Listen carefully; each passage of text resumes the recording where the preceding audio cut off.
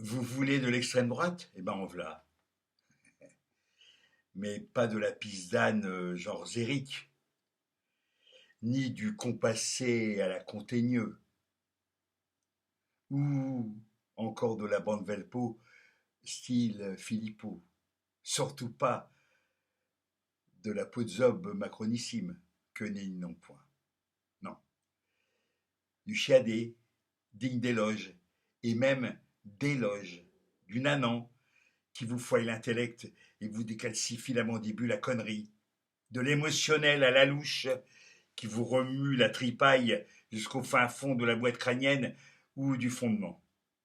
Je vous livre ça d'auteur et sans guillemets. Évidemment, c'est de Louis Ferdinand Céline et c'est tiré des Baudras. Pamphlet interdit. Hein? Voilà, bah oui, on va se gêner. On va se gêner. Les grands lupanards d'art moderne, les immenses clans hollywoodiens, toutes les sous-galères de l'art robot ne manqueront pas, ne manqueront jamais de ces saltimbanques dépravés. Le recrutement est infini. Le lecteur moyen, l'amateur raffignolesque, le snob cocktailien, le public enfin, la horde abjecte, cinéphage, les abrutis radio, les fanatiques envedettés, cet international prodigieux, glapissant, grouillement de jobards ivrognes et cocus, constitue la base piétinable à travers villes et continents, l'humus magnifique, le terreau miraculeux dans lequel les merdes publicitaires vont resplendir, séduire, ensorceler comme jamais. Plus c'est cul et creux, mieux ça porte. Le goût du commun est à ce prix. Le bon sens des foules, c'est toujours plus con. L'esprit banquiste, il se finit à la puce savante, achèvement de l'art réaliste surréaliste. Tous les partis politiques le savent bien, ce sont des puciers savants. La boutonneuse Mélanie prend son coup de bite comme une reine. Si 25 000 haut-parleurs hurlent à travers tous les échos, par-dessus tous les toits, soudain, quelle est Mélanie, incomparable. Un minimum d'originalité, mais énormément de réclames et de culot.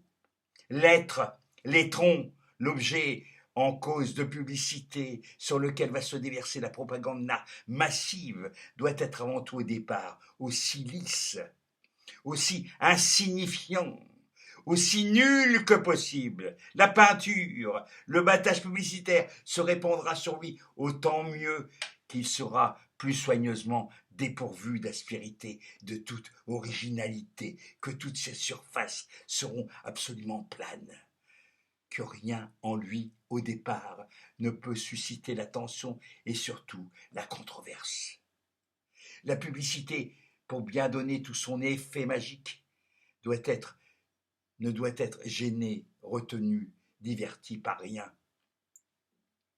Elle doit pouvoir affirmer, sacrer, vociférer, mégaphoniser les pires sottises et n'importe quelle himalayesque décervelante, tonitruante fantasmagorie à propos d'automobiles, de stars, de brosses à dents, d'écrivains, de chanteuses légères, de ceintures hernières, sans que personne ne tique, ne s'élève au parterre la plus minuscule naïve objection. Il faut que le parterre demeure en tout temps parfaitement hypnotisé de conneries. Le reste, tout ce qu'il ne peut absorber, pervertir, déglutir, saloper, standardiser, doit disparaître.